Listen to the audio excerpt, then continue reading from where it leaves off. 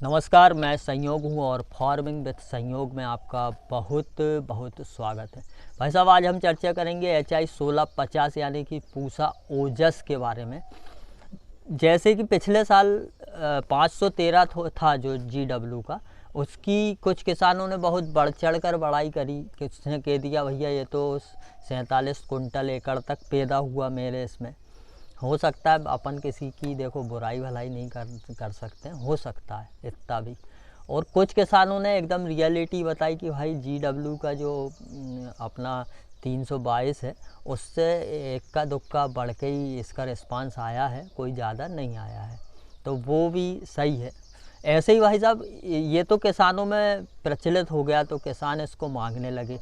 ऐसे ही HI का 1650 था जो कि सरकार ने कुछ किसानों को दिया था।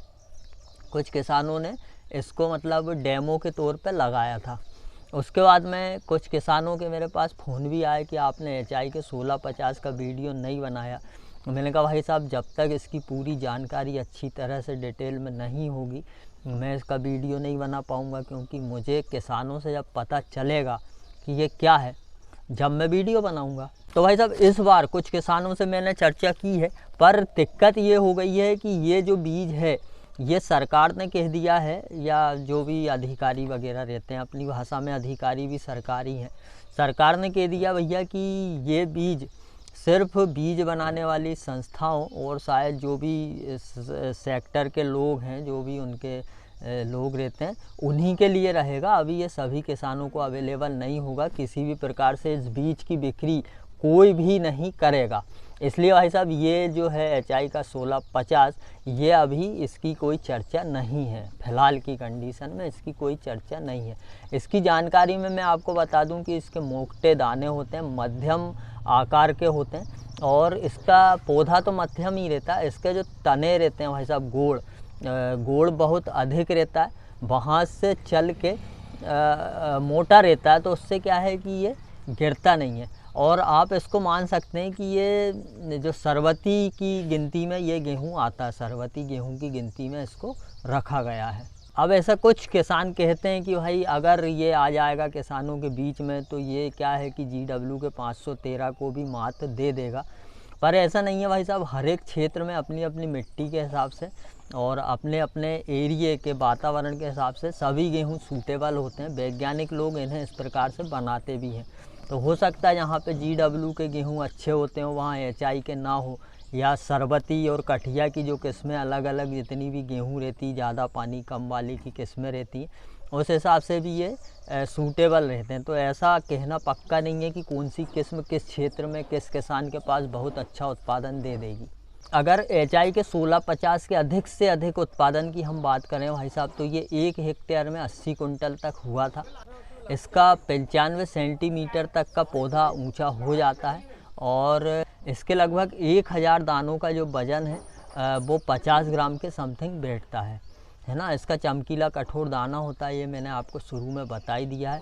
मात्र 120 दिन की ये एक फसल है। 115 से 120-25 दिन में पक के बिल्कुल तैयार हो जाती है, मतलब कम से कम दिन की फसल है।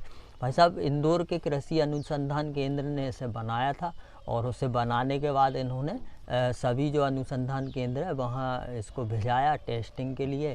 कुछ किसानों के पास भी चला गया ये टेस्टिंग के हिसाब से, और किसानों के पास से HI के 1650 की बात जो है वो लीक हो गई। कहीं कहीं पे वीडियो भी डले हुए हैं।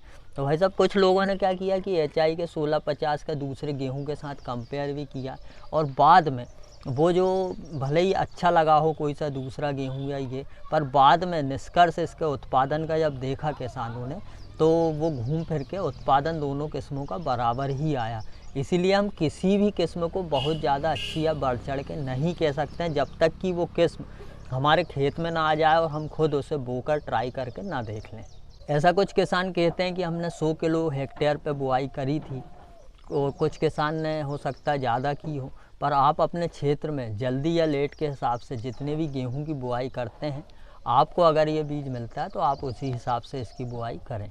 बस अब किसी भी किस्म में कुछ किस्म क्या है ज़्यादा पानी के लिए होती, कुछ कम के लिए होती, पर HI का 1650 ये ऐसा है 2 या 3 पानी में भी पका सकते हैं। 3 पानी देना चाहते हैं तो 30 दिन में 25 दिन में पहला लगा दें, फिर उसके बाद में 60 65 70 दिन में दूसरा लगा दें, उसके बाद में फिर आप थोड़ा सा 90 एक दिन में जब गबोट पे आ जाए तब लगा दें। इस तरह से पानी लगा सकते हैं। और इसी में नहीं, 120 दिन की किसी भी किस्म में आप पहला पानी लगभग 25 दिन पे ही लगाएं और उसके बाद में 20-20 दिन के अंतराल में आप पानी लगाते रहें।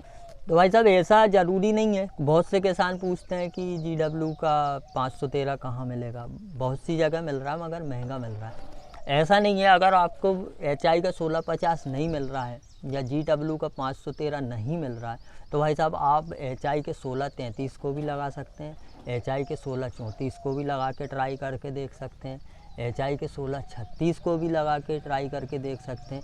ये किस्में जो हैं ये आसानी से आपके क्षेत्र में अवेलेबल हो जाएगी और ये भी अच्छा ही उत्पादन दे रही है। कोई ऐसा नहीं है कि गड़बड़ उत्पादन दे रही है। ये भी 120 दिन की किस्में हैं।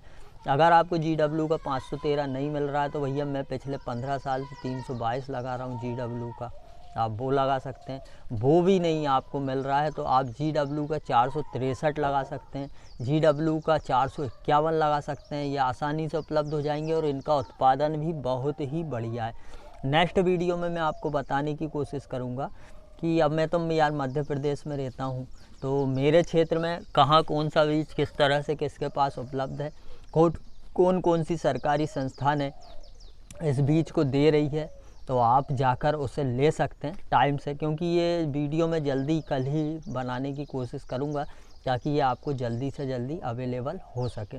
उम्मीद करूँगा भाई साहब HI के 1650 की जो टूटी फूटी भाषा में मैंने आपको जानकारी दी है वो आपको पसंद आई होगी। और अच्छी लगे तो वीडियो ज़्यादा से ज़्यादा शेयर करना, नहीं लगे तो कोई बात नहीं, नए हो तो सब्सक्राइब करना। आज्ञा चाहूँगा। जय राम जी की।